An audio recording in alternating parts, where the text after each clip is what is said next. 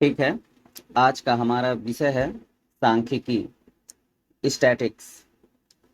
देखो, स्टैटिक्स के बारे में जो अवधारणा रही है हमारे जीवन में या वैज्ञानिक जगत में, वो अवधारणा ये रही है कि सांख्यिकी का मतलब कुछ आंकड़ों के साथ ही जो भी चीज की जाए, जैसे ढेर सारे कोई आंकड़े हों, राज्य की जनसंख्या से रिलेटेड या बच्चों की जनसंख्या, या हमारे देश में कितने लोग पढ़े लिखे हैं या कितने लोग पढ़े लिखे नहीं हैं।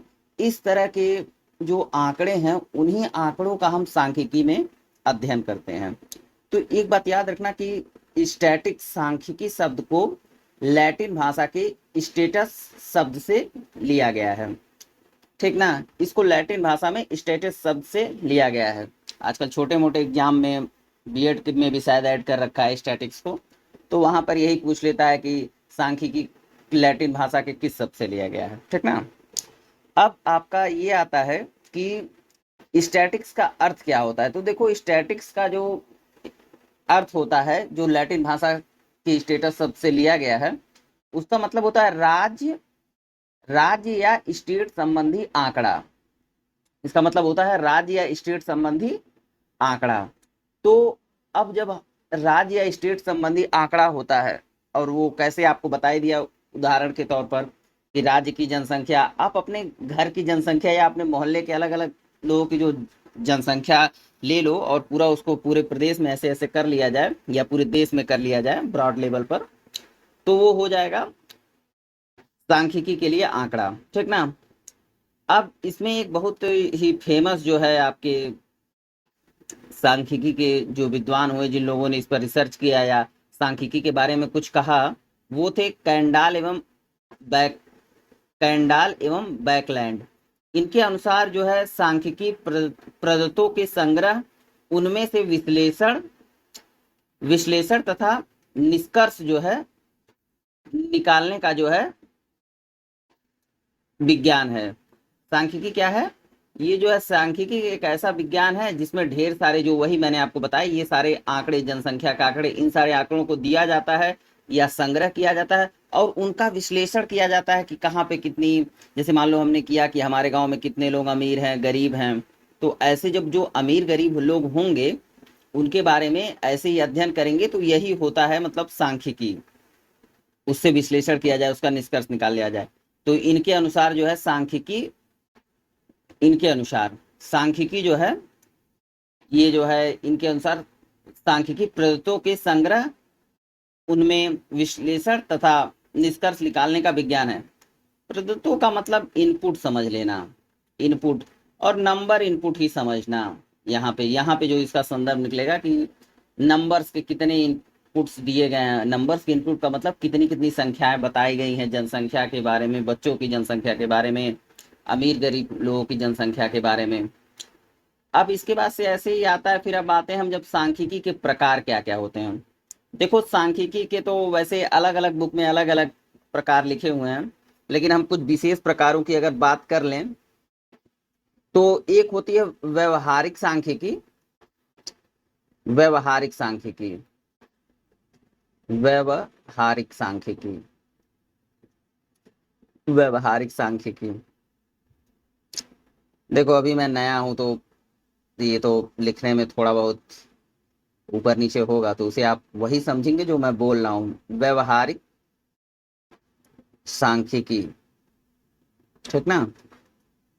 सांख्यिकी अब इसी प्रकार से होती है। वर्णनात्मक सांख्यिकी भी होती है, वर्णनात्मक सांख्यिकी होती है। ठीक ना, वर्णनात्मक सांख्यिकी हो जाएगी। फिर अनुमानित अनुमानिक सांख्यिकी होती है। फिर ऐसे ही कर लेंगे, अनुमानिक सांख्यिकी हो जाएगी, व्यवहारिक सांख्यिकी बताई दिया, सैद्धांतिक सांख्यिकी। इन सब के बारे में एक प्रॉपर डिस्कशन करेंगे कि क्या होता है, कैसे। लेकिन जो अभी हमारा जो उद्देश्य है, एक एक अनुमान, एक मोटी मोटा आइडिया रखना कि सांख्यिकी होता क्या है। अब देखो, इसमें सबसे जो इम्पोर्टेंट चीजें हैं कि अब सांख्यिकी को पढ़ने का क्या विषय, क्यों पढ़ा जाता है, क्योंकि अगर कोई चीज हम पढ़ रहे हैं तो उसका क्या उद्देश्य होता है। तो जैसा कि बैकलैंड साहब ने भी कहा था कि आंकड़ों के निष्कर्ष निकालने के लिए, ठीक ना, जो सांख्यिकी से प्राप्त आंकड़े होते हैं, तो सांख्यिकी से जो प्राप्त आंकड़े होते हैं वो सांख्यिकी में जिन जिन फार्मूले और उनसे करके जो निष्कर्ष निकलता है उनके बारे में अध्ययन किया जाता है और उनसे एक प्रॉपर रिपोर्ट तैयार होती है, जिससे योजना वगैरह भी हम लोग बना सकते हैं। योजना का इन सेंस मतलब हमने निकाल लिया कितने बच्चे अमीर हैं, कितने लोग गरीब हैं, उसमें आपको और एवरेज का कॉन्सेप्ट भी आता है। तो उसमें जब एवरेज निकाल लिया जाता है कितने ऊपर नीचे हैं, तो सरकार उसी के तहत योजनाएं बनाती है कि हम एक ऐसी योजना बनाएंगे जिससे जो है कितने लोग ऊपर हैं नीचे हैं, तो जो नीचे वालों को ऊपर करने की व्यवस्था करेंगे। सांख्यिकी के तर्क को समझ सकें, तो भाई जब आप किसी विषय के फार्मूले को पढ़ते हो, आप लोग छोटे रहे होगे, A+B का होल स्क्वायर जब आप पढ़ते रहोगे, तो जब आप पहले समझोगे वो क्या होता है A+B का होल स्क्वायर, तभी तो सांख्यिकी के तर्क को समझने के लिए उनका प्रयोग कर सकें किसी योजनाओं में, उनसे आंकड़ों जो आंकड़े जो हैं उससे निष्कर्ष निकालने के लिए और उन आंकड़ों का कुशल प्रयोग करने के लिए भी किया जाता है सांख्यिकी का।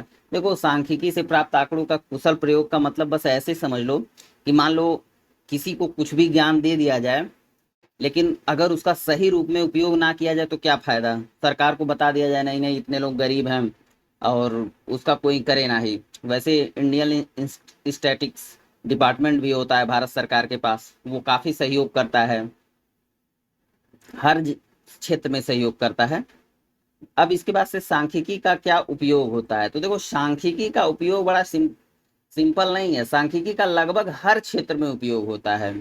देखो शासन के क्षेत्र में होगा, भाई जो योजना बनानी है सरकार को कैसे बनाएगी। वैज्ञानिक अनुसंधान के क्षेत्र में, याद रखना ये वैज्ञानिक अनुसंधान के क्षेत्र में, अनुसंधान के क्षेत्र में, वैज्ञानिक अनुसंधान के क्षेत्र में मान लो जो पुराने रिसर्च के डेटा होते हैं, जो उपलब्धियां होती हैं, उनको एक जगह रखा जाता है और उसके बाद से उनके निष्कर्ष से, उसी निष्कर्ष से आगे के रिसर्च की व्यवस्था की जाती है। व्यवसायिक क्षेत्र में मान लो हमको एक दुकान खोलनी है, तो सबसे पहले हम पता करेंगे ना कि वहां पर दुकान में कितने लोग आने वाले हैं, कितने लोग खरीदेंगे वहां पे आकर सामान, जो ये कॉम्प्लेक्स और मॉल वगैरह बनते हैं आपके वी-मार्ट वगैरह, ये सब बहुत एनालिसिस से बाद बनता है। ऐसा नहीं है कि कोई कहीं पर भी ले जाके करोड़ों रुपए इन्वेस्टमेंट कर दिया।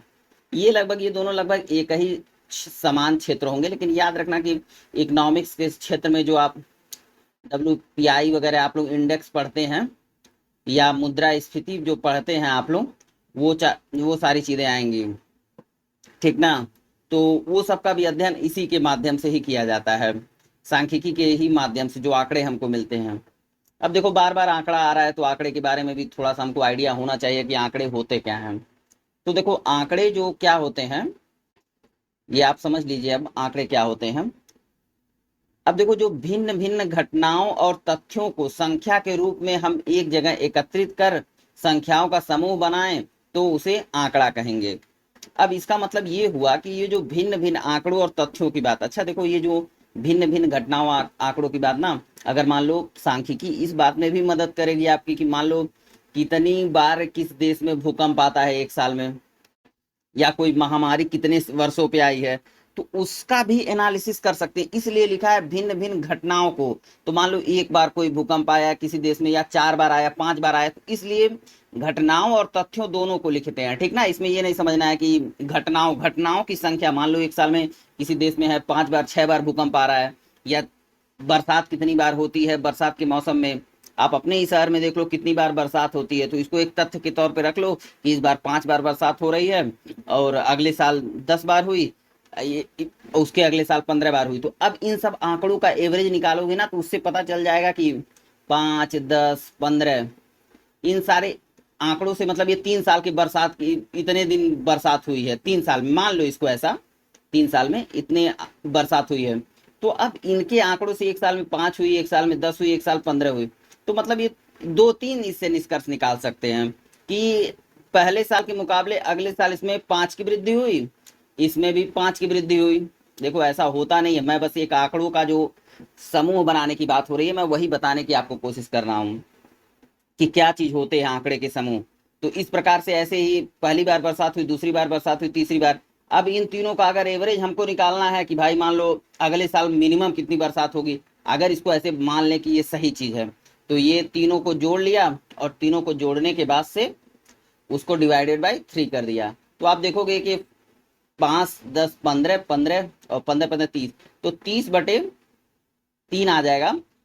तो जब 30 को डिवाइड किया जाएगा 3 से, तो ये 10 आएगा। तो मतलब एटलीस्ट 10 बार बरसात होगी। इसी तरीके से विश्लेषणात्मक अध्ययन किया जाता है उसमें, सांख्यिकी में ऐसा नहीं है कि कोई बहुत ज्यादा रॉकेट साइंस या कोई वो चीज लगा दी जाती है। हाँ, उसके अलग अलग जब आप पढ़ोगे आगे, तो अलग अलग उसके फार्मूले होंगे, अलग अलग प्रकार होंगे कि किस किस तरीके से क्या चीज कैलकुलेट किया जाता है। अब अच्छा, एक चीज देखो यहाँ पर, एक चीज यहाँ पे दिया हुआ प्राथमिक आंकड़े और द्वितीय आंकड़े। आंकड़े कितने प्रकार के होते हैं? ये 2 ही प्रकार के होते हैं, ये ध्यान रखना।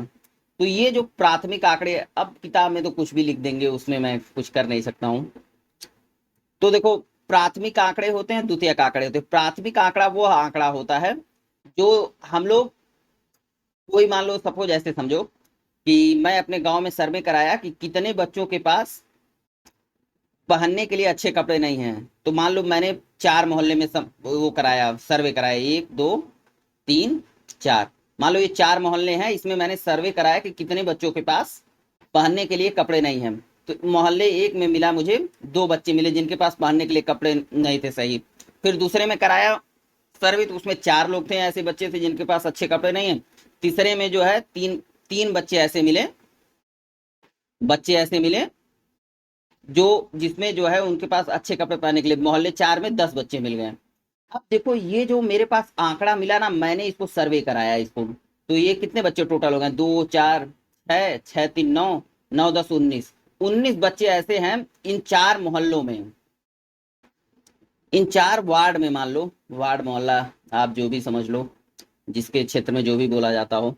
तो इन 4 वार्डों में जो है 19 बच्चे थे। तो अब मैंने ही सर्वे कराया और बाद में मैं ये एक योजना ले आऊं कि सर कि ऐसा है, मेरी ये योजना ये थी कि मैं जो है 100 कपड़े बांटूंगा। तो 100 में से 19 बच्चे हैं मान लो, तो लगभग मैं उनको एक कपड़े को 5-5 बांट दूंगा और किसी को एक को, उसी में से किसी को 6 भी दे दूंगा, तो मेरे 100 कपड़े बढ़ जाएंगे। तो जो मैंने ये अपना सर्वे कराया, मैंने ही इस सर्वे का उपयोग कर लिया। याद रखना, ये याद रखना, सर्वे भी मैं ही करूंगा, उस सर्वे का मैं ही उपयोग करूंगा। तो ये जो होंगे वो प्राथमिक आंकड़े होंगे, याद रखना इस चीज को।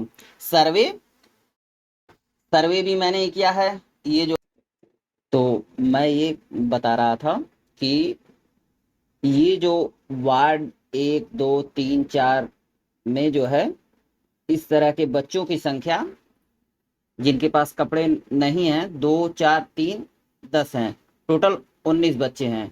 तो अब मान लिया जाए ये सर्वे जो है कंपनी ए ने किया है, मान लिया गया ये कंपनी ए ने किया है। तो अब ये कंपनी सर्वे ए ने किया, सर्वे प्लस उपयोग। अगर इस तरह से कोई सर्वे किया गया और उसी का उपयोग किया गया, उसी आंकड़े का उसी कंपनी ए ने कर लिया, तब तो जो है ये होता है प्राथमिक आंकड़ा। अब मान लो अगर इसी जो ये आंकड़े हैं, ये जो कंपनी एक ने सर्वे कराए हैं, उसका उपयोग मान लो कुछ समय बाद, 3 महीने, 4 महीने, 6 महीने बाद कोई दूसरी कंपनी बी करती है, कंपनी बी करती है इस आंकड़े का उपयोग, आंकड़े का जो कंपनी ए ने कराया है, तो इसको क्या बोलेंगे? ये द्वितीयक आंकड़ा बोलेंगे। इस तरीके से ये हमारा चैप्टर फिनिश हुआ।